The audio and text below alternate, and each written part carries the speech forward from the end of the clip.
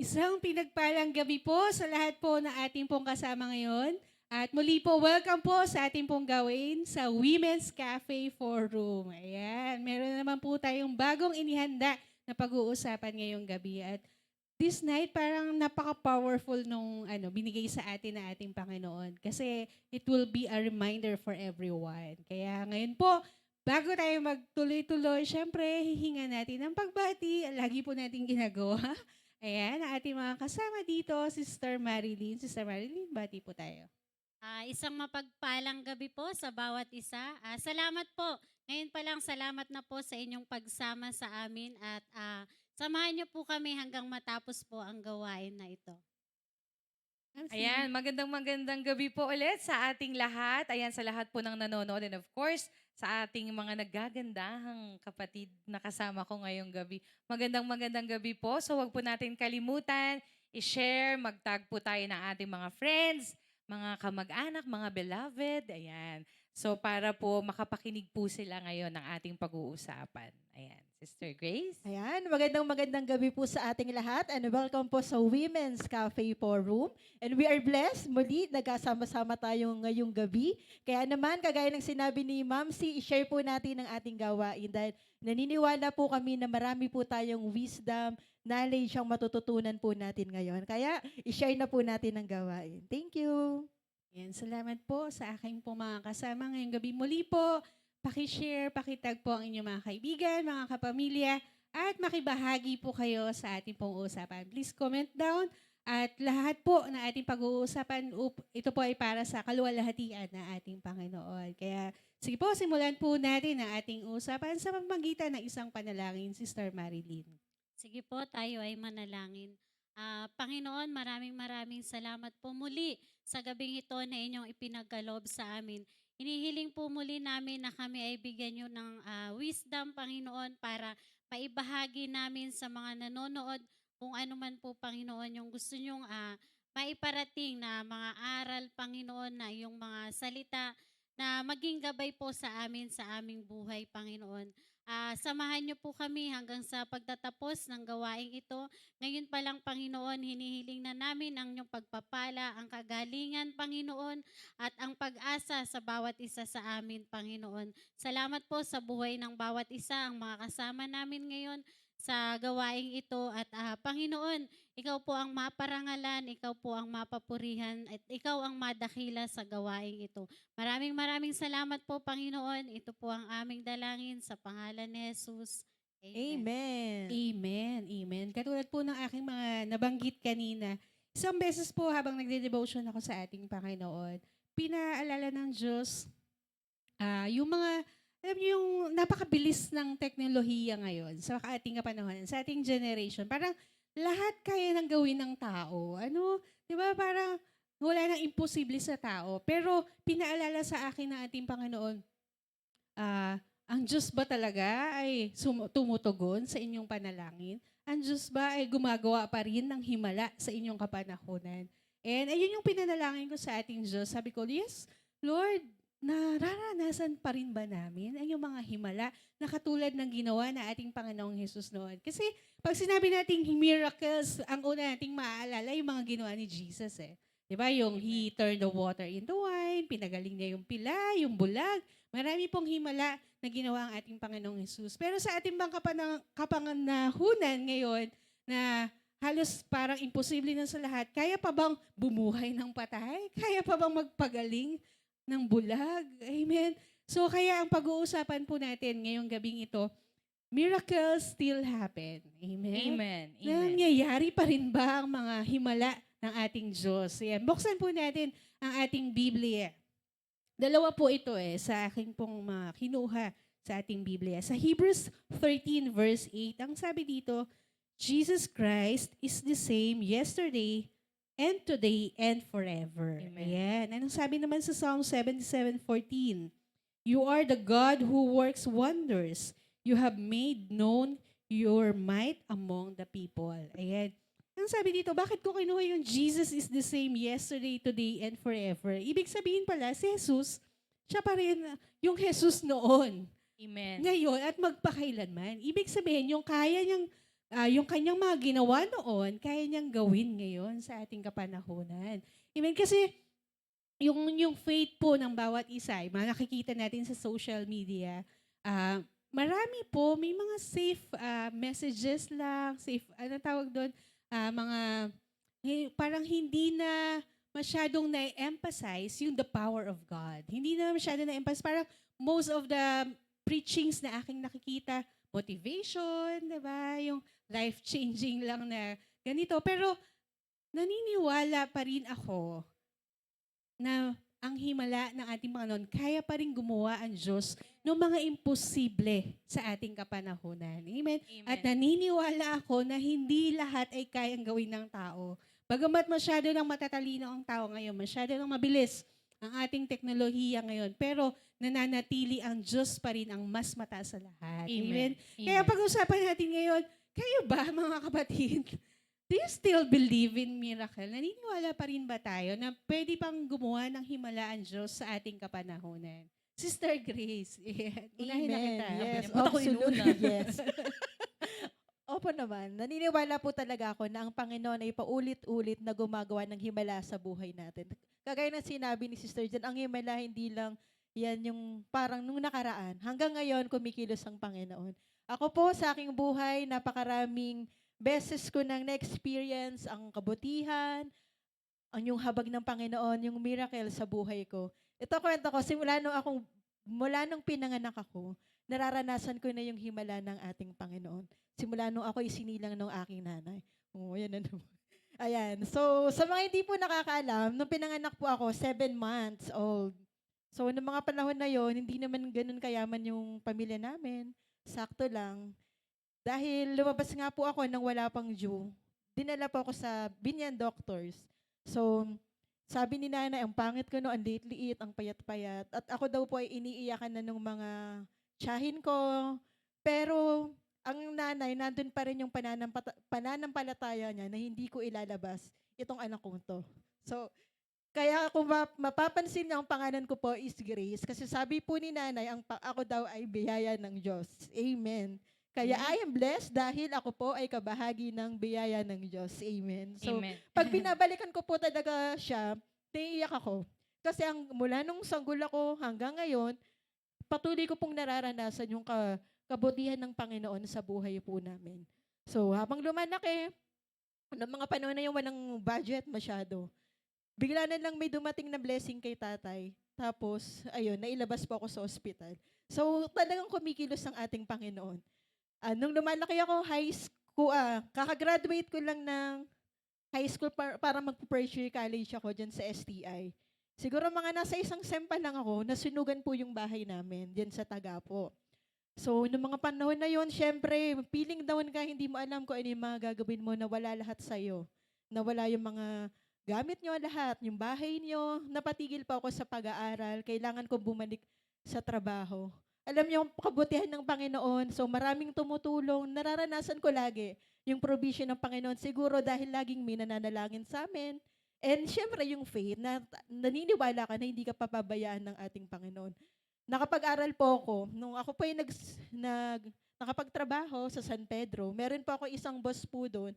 Hindi ko po alam kung sobrang bait niya na parang siya yung ate ko. So pag tinitingnan ko yon, parang ang laki nung nagawa niya sa buhay ko. Dahil nakapagtapos ako sa kanya, nakapagtapos ako ng 2 years course dahil sa kanya. So last time, binabalikan ko po yung picture. Nakita ko yung picture ko, nag-graduate po ako noon. Binabalikan ko, sabi ko, napakabuti ng ating Panginoon kasi talagang kumikilos siya. Doon sa mga panahon na walang-wala ka, gagamit siya ng mga tao para i-bless ka. Nakakatuwa kasi hanggang ngayon, na eto, no, meron akong asawa, tuloy-tuloy po yung mga pangyayari sa buhay natin nung ako ay nag-asawa. So, bago po ako nag-anak, twice ako nakunan. Pero, sa mga pinagdaanan kong yun, doon ako nakakilala sa ating Panginoon at doon ako nagsuko ng buhay ko sa Lord at hindi ako binigo ng ating Panginoon. Kapag po tayo ay kahit gaano pa kaliit yung pananampalataya mo pero naniwala ka, sure natutugon ng ating Panginoon. Nung twice akong nakunan, twice din ako binigyan ng anak ng ating Panginoon. So ako po ay merong 2 anak na lalaki, isang 9 and 11 years old. And ito po yung last yung sa aking mata. So, mga 2018, mga ganun, ako po ay nagkaroon ng retinal detachment dito sa aking kanang mata. Akala ko ako po ay mabubulag na. Pero tama yung sabi ni Sister Jen, ang Lord kaya niyang Amen. magpagaling ng mga taong bulag. Amen. Pero ako talagang dumaan ako sa pakiramdam na nade-depress ako, paano yung pamilya ko. Pero ito po, nagpapasalamat ako sa Panginoon. Ito ako nagsasalita, lumuluha, na Amen, ikinikwento sa inyo kung gaano kabuti, gaano ka-powerful yung ating Panginoon. Dahil ngayon, I am well, minsan nagkakaroon ng problema, pero alam ko na ang Diyos ang laging kasama namin sa buhay namin. Amen. Amen. Napakadami pang testimony. Pero for now, eto po muna, Sister Jen. Napakarami talaga because Amen. that story answered, Amen. do you believe in miracles? Amen. Yes. Yeah. Dahil sa kanya mga patotoo, yan. Mga Amen. naranasan mo mula nung ikaw ay pinanganak pa lamang. Yan, yung grasya ng ating Panginoon. Amen. Ramdam na ramdam ko na katabi ko ang grasya ng Amen. Panginoon. Ayan, salamat po, Sister Grace. Ma'am C, do you believe in miracle? Amen. Parang sa dami ng Chanel ni Sister Grace, nakakahiya pag ang sagot ko, no. Hindi. Joke lang po. So, miracles. Ano nga ba yung miracle? Diba? Ano nga ba yung miracle? Sometimes, it's the thing or someone na nangyari sa buhay mo that you never expect to happen. Amen. 'Di ba? Beyond beyond your understanding. So yun yung miracle. Himala nga, 'di ba? Himala siya. So naniniwala ako, yes. And babalikan ko lang yung intro kanina ni Sister Jen, yung dahil sa technology.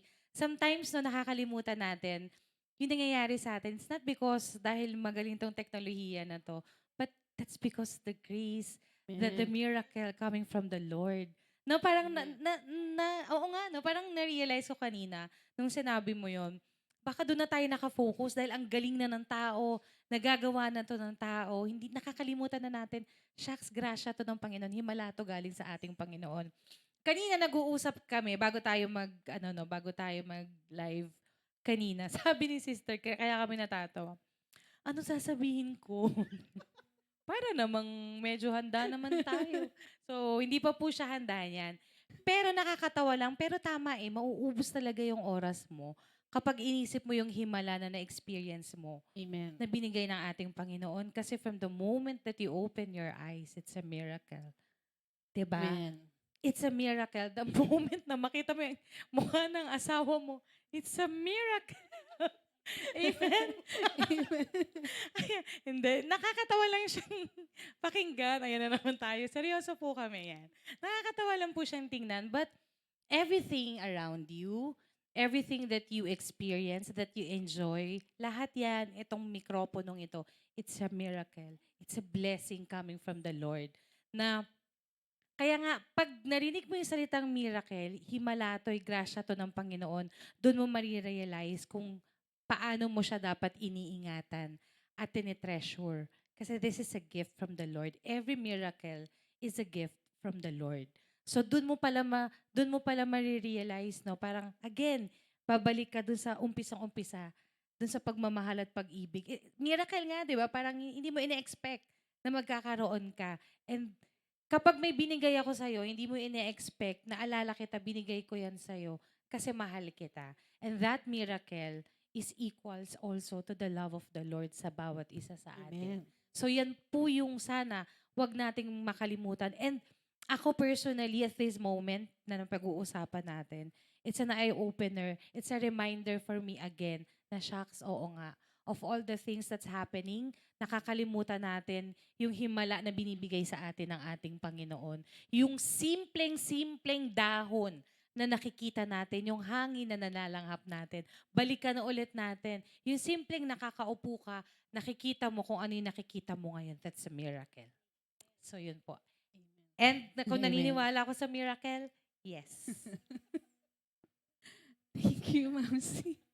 Sister Marilyn, ayan, naniniwala ka ba sa himala? Huwag ka nang humindi. Makiayon ka na. Amen. Yes po, naniniwala po. Naniniwala po ako. Kayo po mga kapatid na mga nanonood, naniniwala po ba kayo please comment naman po kung naniniwala po Comment kayo down below. or hindi. Amen. At kung naniniwala po tayo, isa ba tayo or kasama po ba tayo sa nakakaranas ng miracle sa buhay natin? Amen. Diretso ko na ba, Sige Sister po, Jen? diretso nyo na. Yung pangalawa, ano po ba yung pangalawang question mo? Nasagot na rin. Nasagot na rin, Sister Gracie. Closing prayer na tayo. Tuloy-tuloy na. So since yung pangalawang question is yung share yung experience, yung first experience na naranasan na miracle sa buhay natin. Ang first na experience ko po, yun yung way na nagpatuloy ako sa Panginoon dahil nung nag-start po kaming magsimba dito sa biyaya ng Diyos, nagsimba kami kasi wala lang kaming kasama sa bahay. Sumama kami na sa mother-in-law ko. Sabi niya, sumama kayo since wala kayong kasama sa bahay. So, ganun yung routine namin.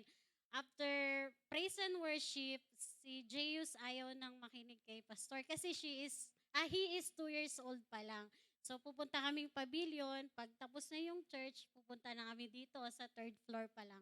So, ganun yung naging routine namin hanggang pero nakakapakinig na ako kila pastor, kila bishop, pastora.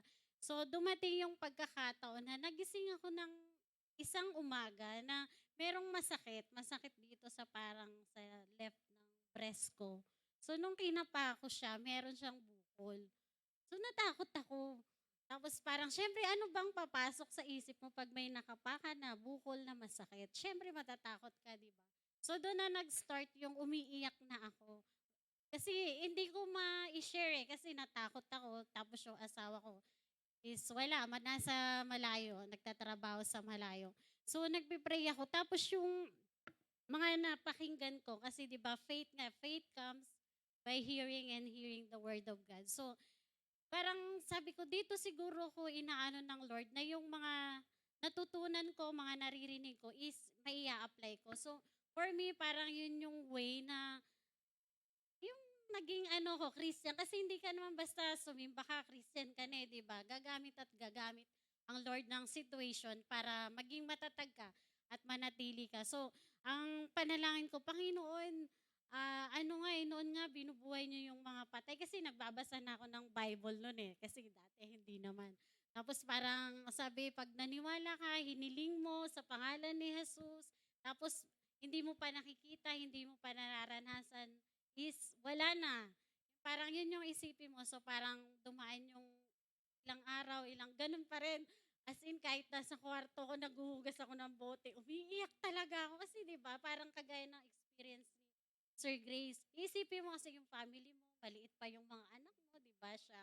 So talagang yun yung iyak ko ng iyak sa Panginoon. Tapos doon ko na unti-unti na kinakausap ang Lord na, Panginoon, ano po ba ang Kasi yun parang doon ka na nag-grow, process naman yung pagiging Kristiyano mo Tapos, nung sabi ko, hindi, parang narinig ko na may tinuro sila na yung pag may masakit, pag may bukol, may kirot, sabi mo, itapon ganyan, in the name of Jesus. So, ganun yung ginagawa ko paulit-ulit. So, praise God, dahil yun yung pinakaunang miracle na naranasan ko sa buhay ko. At as in, para lang talagang nagdahilan. Kasi yun naman talaga pag milagro, miracle, parang walang nangyari. So, doon ako nagpatuloy at hanggang ngayon, kung bakit kami ng pamilya ko nagpapatuloy. Dahil naranasan ko mismo sa sarili ko yung experience na yun, yung miracle na ginawa ng Panginoon. Amen. Amen. Ayan, nagdagan ko lang kasi maaga pa. Amen.